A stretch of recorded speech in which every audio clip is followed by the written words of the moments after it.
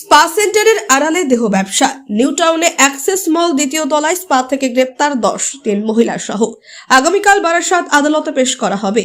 দীর্ঘদিন ধরে access multi complex new town spa সেন্টারের আড়ালে চলত দেহ ব্যবসা।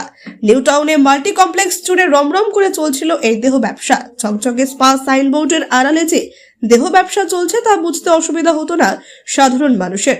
তাহলে পুলিশের কানে কেন পৌঁছালো না সেই তথ্য? নিউ টাউন জুড়ে রয়েছে এই ধরনের একাধিক স্পা যার আড়ালে চলে দেহ ব্যবসা। বিধাননগর কমিশনারেটের গোয়েন্দা শাখার পুলিশ তল্লাশি অভিযান চালিয়ে 17 জন মহিলা এবং 7 জন পুরুষকে আটক করে। এদের মধ্যে স্পা চালানোর অপরাধে 3 জন মহিলা এবং 7 কাস্টমারকে গ্রেপ্তার করে।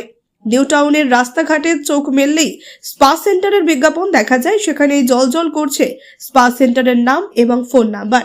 স্পা সেন্টারের আড়ালে মধুচক্র। বিধাননগর কমিশনারেটে বাড়ির সংখ্যা কমলেও ব্যাঙের ছাতার মতো গজিয়ে উঠছে স্পা। কিন্তু সংশ্লিষ্ট থানা এলাকার পুলিশের কাছে কি খবর ছিল না যে স্পা আড়ালে চলছে দেহ ব্যবসা? বিধাননগর গোয়েন্দা শাখার পুলিশ 10 জনকে গ্রেপ্তার করেছে। আগামীকাল তাদের বারাসাত আদালতে পেশ করা হবে। ট্রাফিকিং অ্যাক্ট মামলা দায়ের করা হয়েছে।